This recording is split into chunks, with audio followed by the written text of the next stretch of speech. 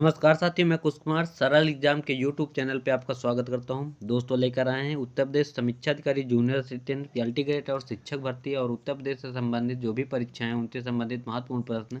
लेखपाल है और पुलिस भर्ती के लिए पेट के एग्जाम की तैयारी के लिए जो भी उत्तर प्रदेश संबंधित कोई भी परीक्षा होगी उसमें आपका पर्सनल यूपी जीके का प्रश्न पूछा जाता है, तो आपके लिए इम्पॉर्टेंट क्लास रहेगी। और इसमें सभी सिलेक्टेड क्वेश्चन है पिछले एग्जामों में आए हुए जो उत्तर प्रदेश से संबंधित हुए हैं।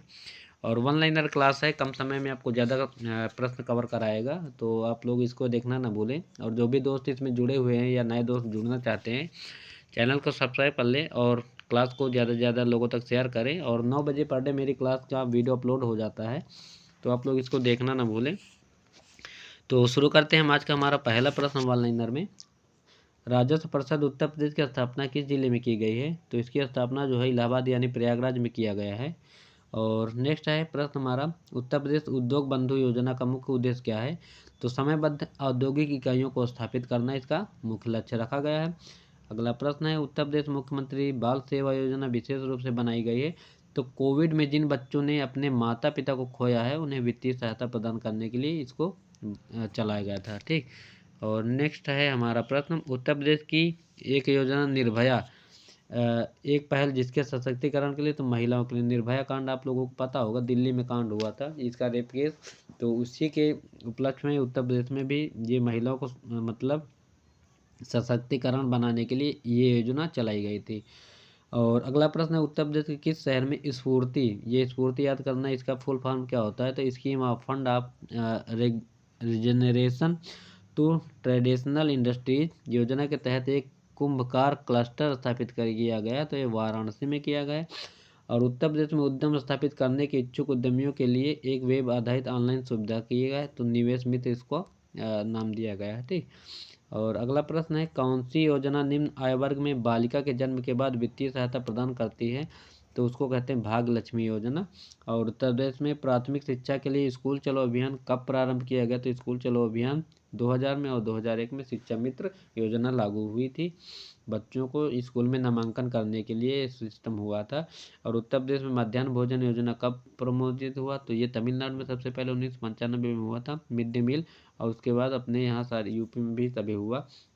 और इसका वर्तमान नाम पीएम पोषण योजना रख दिया गया है। ठीक। मध्याह्न भोजन का नाम पीएम पोषण नाम इसका कर दिया गया है।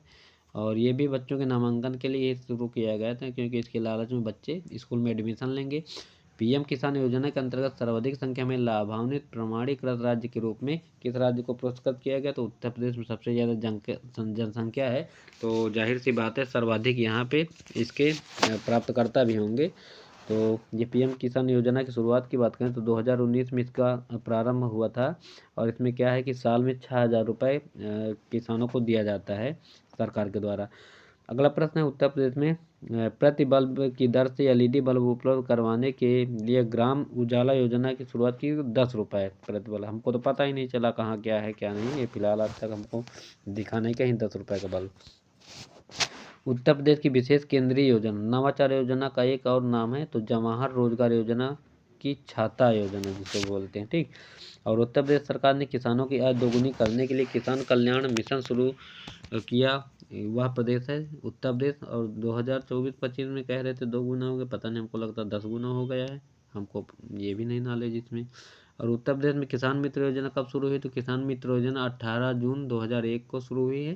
और यूपी की कुष्ठ रोग पेंशन योजना के लाभार्थियों को कितना मासिक अनुदान प्रदान किया जाता है? तो 3000 दिया जाता है। ठीक, कुष्ठ रोग वाले का। और उत्तर प्रदेश सरकार द्वारा प्रारंभ की गई कन्या विद्याधन योजना उन लड़कियों के लिए जिन्होंने 12th पास किया है यानी 12वीं पास किया है। उत्तर प्रदेश में उत्तर प्रदेश कृषि विविधीकरण परियोजना यूपी डास्प प्रायोजित की गई, तो केंद्र सरकार और विश्व बैंक के द्वारा शुरू किया गया है।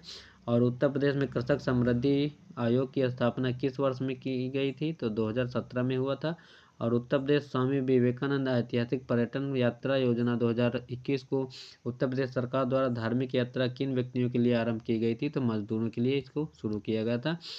अगला प्रश्न है, संगम योजना का मुख्य उद्देश्य क्या है, तो विकलांगों की कल्याण वृद्धि करना है इसका मुख्य लक्ष्य। और वुमेन पावर लाइन 1090 योजना प्रारंभ की गई, तो 15/11/2012 को इसको शुरू किया गया था। और उत्तर प्रदेश में राज्य पोषण मिशन संबंधित है, तो ये कुपोषण से संबंधित किया गया है। और गोमती कार्य योजना के अंतर्गत किस जनपद में प्रदूषण न्यूनीकरण कार्यों पर समुचित बल नहीं दिया गया, तो ये सीतापुर में। आत्मनिर्भर यूपी रोजगार अभियान कब प्रारंभ हुआ, तो ये 26 जून 2020 को शुरू हुआ था। और उत्तर प्रदेश में किसान भाई योजना कब लागू हुई, तो ये प्रश्न इंपॉर्टेंट है, 1992 में इसको शुरू किया गया था। और उत्तर प्रदेश में किसान मित्र योजना का प्रारंभ कब हुआ, तो 18 जून 2001 को इसको भी शुरू किया गया। और नेक्स्ट है हमारा प्रश्न, विश्व बैंक द्वारा वित्त पोषित सोडिक लैंड रिक्लेमेशन प्रोजेक्ट 2 हेतु वह जनपद जो परियोजना के लिए चयनित नहीं है, तो सीतापुर है। और उत्तर प्रदेश उद्योग बंधु योजना का उद्देश्य क्या है, तो औद्योगिक इकाइयों की समयबद्ध स्थापना सुनिश्चित करना है इसका मुख्य लक्ष्य। और लखनऊ योजना संबंधित है विकास से, तो सड़कों के विकास से इसका काम शुरू हुआ था। रिलायंस किस एक राज्य में गैस आधारित ऊर्जा उत्पादन परियोजना लगाने जा रही है, तो उत्तर प्रदेश में। और ज्ञानदीप शिक्षा योजना उत्तर प्रदेश में प्रारंभ की गई थी, तो सितंबर 2002 में इसको शुरू किया गया था। अगला प्रश्न है कल्प योजना संबंधित है, तो प्राथमिक शिक्षा से इसका संबंध है। और उत्तर प्रदेश में मिड डे मील कार्यक्रम आरंभ हुआ, तो अभी हम बता चुके 1995 में इसको शुरुआत किया गया था, और इसका नाम पीएम पोषण वर्तमान में रख दिया गया है। अगला है हमारा प्रश्न, उत्तर प्रदेश में विकास केंद्र परियोजना का शुभारंभ किया गया था, तो अक्टूबर 2001 में इसको शुरुआत किया गया। और द ऑपरेशन ग्रीन परियोजना को उत्तर प्रदेश में शुभारंभ हुआ था, तो 2001 में इसका शुभारंभ हुआ। और उत्तर प्रदेश में क्रियान्वित की जा रही योजनाओं में से कौन एक केंद्रीय सरकार की योजना नहीं, तो गंगा एक्सप्रेस केंद्र की योजना नहीं है, ठीक, ये अपना यूपी का है। और स्वावलंबन योजना किस उद्देश्य की पूर्ति करती है, तो स्वावलंबन योजना महिलाओं को प्रशिक्षण एवं कौशल प्रदान करना है इसका मुख्य लक्ष्य है। और उत्तर प्रदेश के कितने जिलों में पहले मुख्यमंत्री महामाया मोबाइल अस्पताल योजना प्रारंभ हुई थी, तो 15 जिलों में इसका आरंभ हुआ काम। गैसो हाल की पायलट परियोजना उत्तर प्रदेश में आरंभ की गई थी, तो आंवला में। आंवला है कहाँ, तो आंवला ये आपका बरेली में पड़ता है। आंवला के लिए प्रसिद्ध अगर बात करें तो ये आंवला फिलहाल स्थान है, ये आपका एक एरिया है। और आंवला जो खाने वाला है इसके लिए प्रतापगढ़ प्रसिद्ध है। और किस राज्य में भारत के प्रथम अमृत सरोवर का उद्घाटन किया गया, तो उत्तर प्रदेश। उत्तर प्रदेश में कहाँ पे, रामपुर में, इसको भी याद रखना, अमृत सरोवर रामपुर में। और उत्तर प्रदेश में देखिए प्रचार हेतु कन्या सुमंगला योजना की शुरुआत की गई थी, तो लड़कियों के लिए स्वास्थ्य एवं शैक्षणिक मानक के लिए कन्या सुमंगला योजना शुरू की गई। और उत्तर प्रदेश में हेतु सबरी संकल्प अभियान की शुरुआत की गई, तो कुपोषण दूर करने के लिए सबरी संकल्प योजना प्रारंभ हुई। और किशोरी बालिका योजना वर्ष दिनों के लिए विद्यालय में उपस्थित न होने पर लड़कियों को संतुलित आहार प्रदान करने की पेशकश करती है, तो 300 दिनों के लिए। और प्रधानमंत्री किसान सम्मान निधि योजना के तहत लाभ प्राप्त करने के संबंध में उत्तर प्रदेश का स्थान तो पहला है, अभी बता चुके हैं। और उत्तर प्रदेश सरकार द्वारा शुरू किया गया दस्तक अभियान किससे संबंधित है, तो जापानी इंसेफ्लाइटिस का उन्मूलन है, दिमागी बुखार है, जो गोरखपुर में हुआ था अभी, तो इसमें बहुत सारे बच्चे मर गए थे। और उत्तर प्रदेश सरकार द्वारा कन्या विद्याधन योजना के अंतर्गत 2016 की कक्षा 12 में उत्तीर्ण चयनित छात्राओं को प्रोत्साहन हेतु कितनी धनराशि प्रदान की गई, तो 30,000 रुपये। और उत्तर प्रदेश सरकार द्वारा समाजवादी पेंशन योजना कब प्रारंभ हुई, तो ये समाजवादी 2014 में अखिलेश सरकार ने शुरू किया। और प्रधानमंत्री नरेंद्र मोदी ने स्टैंड अप इंडिया स्कीम का प्रारंभ किस शहर में किया, तो ग्रेटर नोएडा में। अगला प्रश्न है हमारा, 2019 में उत्तर प्रदेश में प्रधानमंत्री किसान सम्मान निधि योजना की शुरुआत कहाँ हुई थी, तो गोरखपुर से हुई थी। और डाक कर्मयोगी पोर्टल का उद्देश्य क्या है, तो लगभग 4 लाख ग्रामीण डाक सेवकों की क्षमताओं में वृद्धि करना है। और प्रधानमंत्री नरेंद्र मोदी ने किस जिले में डॉक्टर संपूर्णानंद स्पोर्ट स्टेडियम में एक कार्यक्रम में 1800 करोड़ रुपए की योजना का उद्घाटन और शिलान्यास किया, तो वाराणसी में किया है। और उत्तर प्रदेश के किस शहर में ऐतिहासिक स्मारक जैसे बड़ा इमामबाड़ा और छोटा इमामबाड़ा, तो इसको सभी लोग जानते होंगे, लखनऊ में बनाया गया है।